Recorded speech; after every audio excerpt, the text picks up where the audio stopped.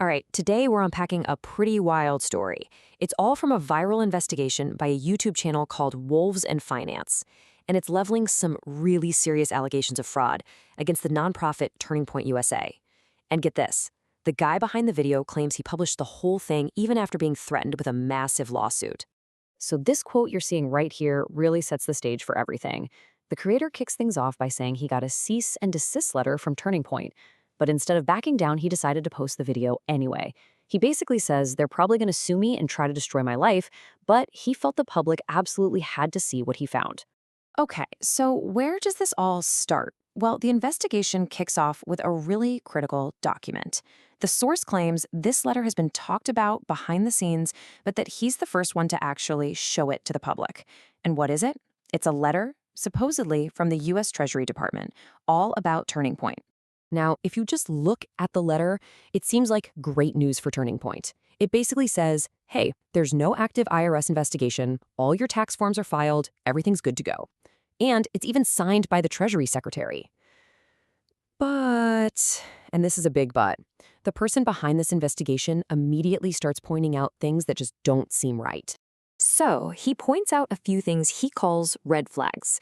First off, he argues the IRS just doesn't do this. They don't typically send out letters to say, hey, by the way, we're not investigating you. Second, he thinks it's kind of weird that it's signed by the Treasury Secretary and not someone from the IRS directly. And then there's this really mysterious handwritten note at the very top of the page.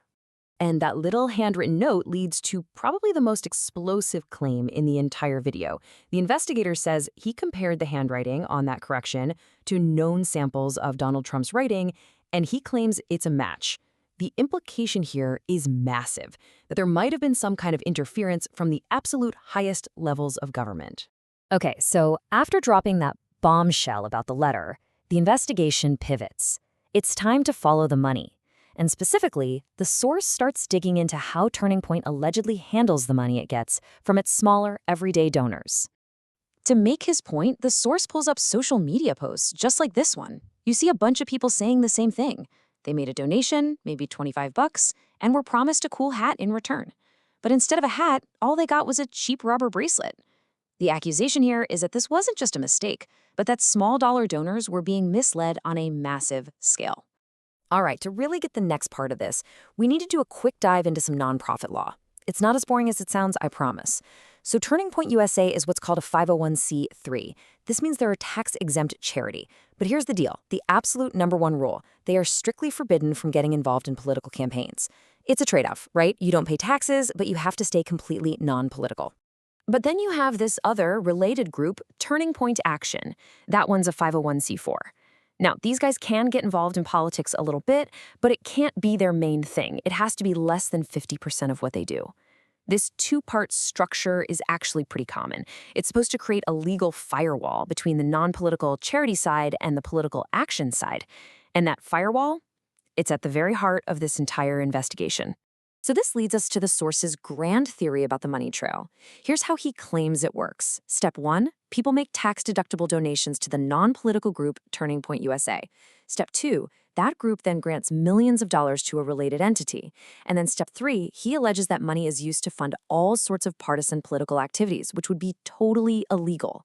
And this really brings us to the absolute core of the investigation. The source does what he calls an on-screen audit. He basically puts two things side by side, what Turning Point Action officially reports as its political spending versus what their public-facing activities actually look like. Okay, so according to their own official tax filing, Turning Point Action reported that out of a $21 million budget, just 3% of it was spent on political campaign activity. I want you to burn that number into your brain, 3%. The creator of the video argues that this 3% figure is just impossibly low. He points to these huge programs they run, like one called Chase the Vote. And I mean, Turning Point Action itself calls this a robust conservative ballot operation. To the investigator, that sounds a lot like partisan political work. And to back this claim up, he just starts pulling up a ton of visual evidence from their own social media.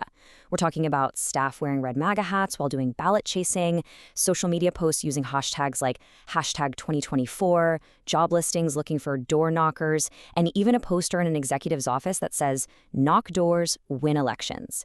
He even shows photos that he claims are staff watching voters fill out their ballots. Then the source presents what he believes is the smoking gun of his entire case. It's a letter, and he says it's from Turning Point's very own lawyer. And in that letter, it supposedly states that a huge $16.5 million budget increase was specifically for lobbying and political activity during election years. Now, how do you square that with a tax filing that claims only 3% of your budget is for political activity? That's his central question. Okay, so that's the case being made against them. But to be fair and cover all the angles from the source video, we have to look at the rebuttal. The video actually includes clips of a lawyer named Robert Barnes, and he offers a very strong defense of Turning Point. And Barnes's position is, well, it's crystal clear. He says flat out there was nothing wrong at all with any part of Turning Point's finances. He says all the accusations are false, and there's just no proof to back any of them up whatsoever. And a key part of his defense is actually pretty clever. He basically says, look, Turning Point has a lot of political opponents, right? And those groups watch them like a hawk. So he argues, if any of these claims were actually true, don't you think their enemies would have already jumped all over it? In a way, he's suggesting that the silence from their biggest critics is actually proof that they're innocent. So, you've got the pile of evidence on one side and the strong denial on the other. This is where the source ties everything together for his final, overarching conclusion. And here it is. The source's grand theory is that millions upon millions of dollars in tax-exempt charitable donations were systematically and illegally funneled through this corporate structure, all to secretly fund a massive partisan political machine. You know, to really drive home just how serious tax charges can be, the source makes a pretty famous historical comparison. He brings up guys like Al Capone. I mean, Capone was involved in all sorts of stuff, but what did they finally get him on? Tax evasion. The point he's making is that throughout history, tax law has been the one tool prosecutors can use to bring down even the most powerful figures. So, there you have it. We've walked through the core claims from this viral investigation and the direct, forceful rebuttal from the defense. On one hand, the source presents a case built on what he claims are financial documents and social media breadcrumbs.